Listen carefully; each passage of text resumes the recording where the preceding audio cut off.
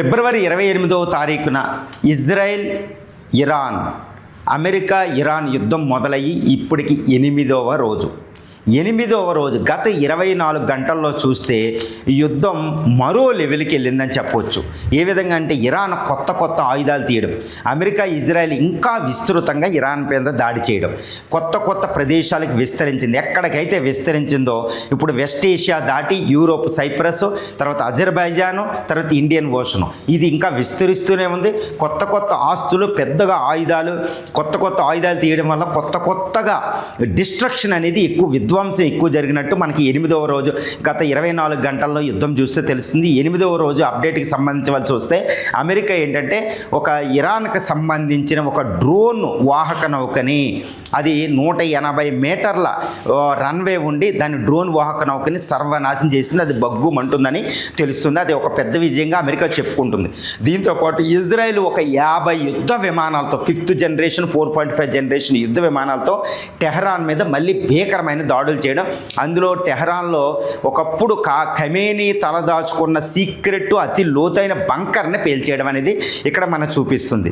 Israel, America సంయుక్తంగా ఏంటంటే ఇరాన్లో ఈ యొక్క missile, secret missile launchers, secret missile drone launchers మీద ఎక్కువ దృష్టి పెట్టింది. తద్వారా ఇరాన్ అటాక్ని ఆపడానికి ప్రయత్నం చేస్తుంది. ఇది అమెరికా, ఇజ్రాయెల్ వైపు ఒక పక్కన దాడి అయితే, ఇరాన్ కూడా తన యొక్క దారుణమైన మిసైల్ని గదర్, కరమ్ షోహర్ 4 లాంటి మిసైల్స్ని ఇజ్రాయెల్ మీద ప్రయోగించినట్టు తెలుస్తుంది.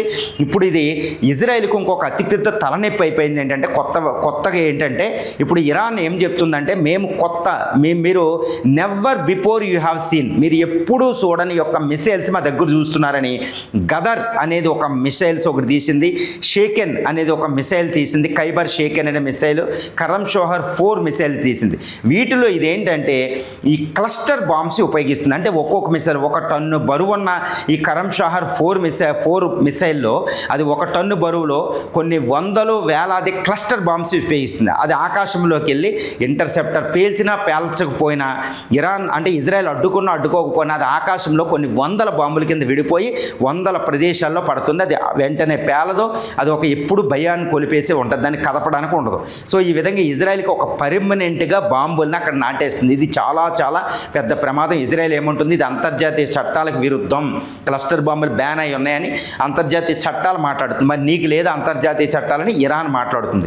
అంటే ఇజ్రాయెల్ ఇంకా ఎక్కువ ఆపదలో పడిపోతుంది. ఇప్పుడు ఇజ్రాయెల్ దగ్గర ఇంటర్సెప్టర్ మిసైల్ సిస్టమ్స్ అయిపోయినాయి అని తెలుస్తుంది దీన్ని ఆపడానికి. కాబట్టి arrow, David sling, iron డోమ్లో interceptors లేవు, ఖాళీ అయిపోయింది. కాబట్టి ఇప్పుడు ఇరాన్ కొత్త వెపన్స్ తీస్తుంది. ఇంకొక ట్విస్టింగ్ ఏంటంటే, ఇజ్రాయెల్ ఒక అతిపెద్ద ఇరాన్ అటాక్ చేయబోతుంది. కాబట్టి కాస్త వెనక్కి తగ్గింది. ఫిబ్రవరి 29 నుంచి పోలిస్తే ఇప్పుడు 86% అటాకులు మా మీద తగ్గినాయి.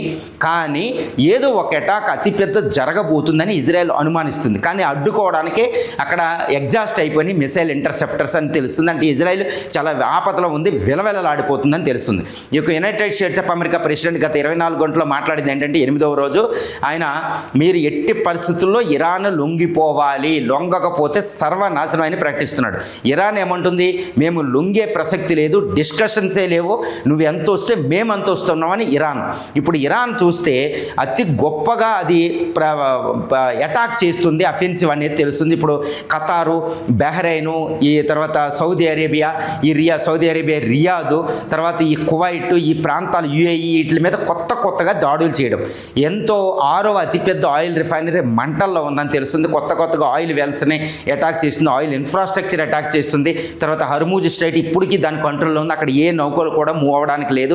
ఏదైనా అమెరికా నౌకను తగలబెట్టేసిన తర్వాత ఇంకో కొత్తగా నౌకలు అక్కడికి వెళ్ళడానికి భయోత్పాతాన్ని క్రియేట్ చేస్తుంది. ఇక ఇరాన్ ఏంటంటే సీక్రెట్ ఎక్కడి నుంచి ఆ మిలిటరీ ఈ లాంచర్స్ని తెస్తుంది అనేది ఇప్పటికీ అమెరికాకి, ఇజ్రాయెల్కి అర్థం అవ్వని పరిస్థితి అక్కడ ఉంది. కానీ ఒక పక్కన చాలా గుడ్ న్యూస్ ఏంటంటే, ఈ బ్యాక్గ్రౌండ్లో 2 దేశాల మధ్యలో చర్చలకి చాలా పని జరుగుతుంది, చాలా ఎఫర్ట్ జరుగుతుందని తెలుస్తుంది. ఒక పక్కన ఇండియా, యుఏఈ ఈ దేశాలు డిస్కషన్స్కి తావు ఇచ్చేలాగా చూడడానికి ట్రై చేస్తున్నారు. ముందుగా ఇంటెలిజెన్స్ లెవెల్లో అంటే డిస్కషన్ శాంతి శాంతి యత్నాలు దిగ్విజయంగా అక్కడ జరుగుతున్నాయి అని తెలుస్తుంది. చైనా కూడా మధ్యవర్తిత్వానికి రెడీ అని చెప్పడం జరిగింది. రష్యా కూడా పరిష్కరించుకోండి అనే మాట్లాడుతుంది. ఈవెన్ ఇరానియన్ ప్రెసిడెంట్ పెజాస్కియన్ ఏమంటున్నారు, మేము యుద్ధంలో వెనక్కి తగ్గం, మేము రక్షించుకుంటాం, కానీ పీస్ డిస్కషన్స్కి మేము ఎగినెస్ట్ కాదని ఇరానియన్ ప్రెసిడెంట్ చెప్పడం జరిగింది. అంటే ఏంటి, పీస్ డిస్కషన్ జరిగే అవకాశాలు ఇక్కడ ఉన్నాయి, అంటే బ్యాక్గ్రౌండ్లో జరుగుతున్నాయని తెలుస్తుంది. ఇప్పుడు 8వ రోజు మాత్రం గత 8 రోజులుగా యుద్ధం పరాకాష్ఠకి చెందిందని తెలుస్తుంది. ఇప్పటివరకు ఇరాన్లో 200 మంది చిల్డ్రన్ చనిపోయారు, 1200 మంది సివిలియన్స్ చనిపోయారని తెలుస్తుంది, IRGC సోల్జర్స్తో సహా. ఇటువైపు అమెరికా వైపు సుమారు 100 మంది చనిపోయారు సైనికులు అనేది తెలుస్తుంది. కానీ ఇరాన్ ఏమంటుంది, 1000 మంది సైనికులు మేము చంపామన్నట్టు ఇరాన్ మాట్లాడుతుంది. అందులో 568 మంది అని 4వ రోజే ప్రకటించడం జరిగింది. ఇరాన్లో కూడా సివిలియన్స్ చనిపోతున్నారు, IDF సోల్జర్స్ చనిపోతున్నారు.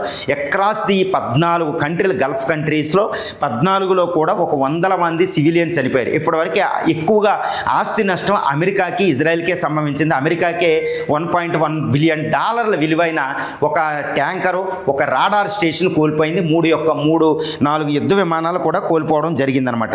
కాబట్టి ఎక్కువ ఫైనాన్షియల్ నష్టం ఇటు అమెరికాకి ఇజ్రాయెల్కి చెందింది, ఎక్కువ ఆస్తి నష్టం గల్ఫ్ దేశాలకి చెందింది. ఇప్పుడు గల్ఫ్ దేశాలు అసలు అమెరికాకి ఆశ్రయం ఇవ్వడమే తప్ప అన్నట్టు ఒక ఆలోచన అక్కడ పడింది.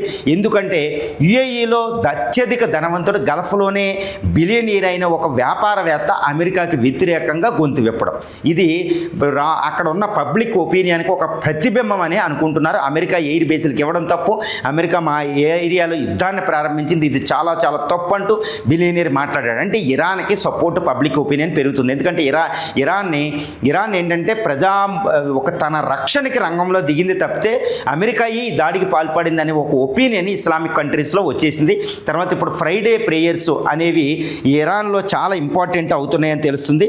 ఈ ఫ్రైడే అంటే ఎస్టర్డే 7వ రోజులో ఈ ఫ్రైడే ప్రేయర్స్ రంజాన్ మాసం నడుస్తుంది కాబట్టి ప్రజల్లో ఒక రకమైన చర్చకు దారితీసింది. అక్రాస్ 200 కంట్రీస్లో ఉన్న ముస్లిమ్స్కి ఎక్కడ చూసినా ఇరాన్ అని ఒక చర్చ అనేది ఈ ఫ్రైడే ప్రేయర్స్ రంజాన్ మాసానికి అనుకూలంగా జరిగింది. ఇది అమెరికా ఇజ్రాయెల్కి చాలా వ్యతిరేకమైన పవనాలను వీయబోతుంది వచ్చే వారంలో 8వ రోజు నుంచి అని తెలుస్తుంది. ఇరాన్ ఎక్కడ తగ్గడం లేదు.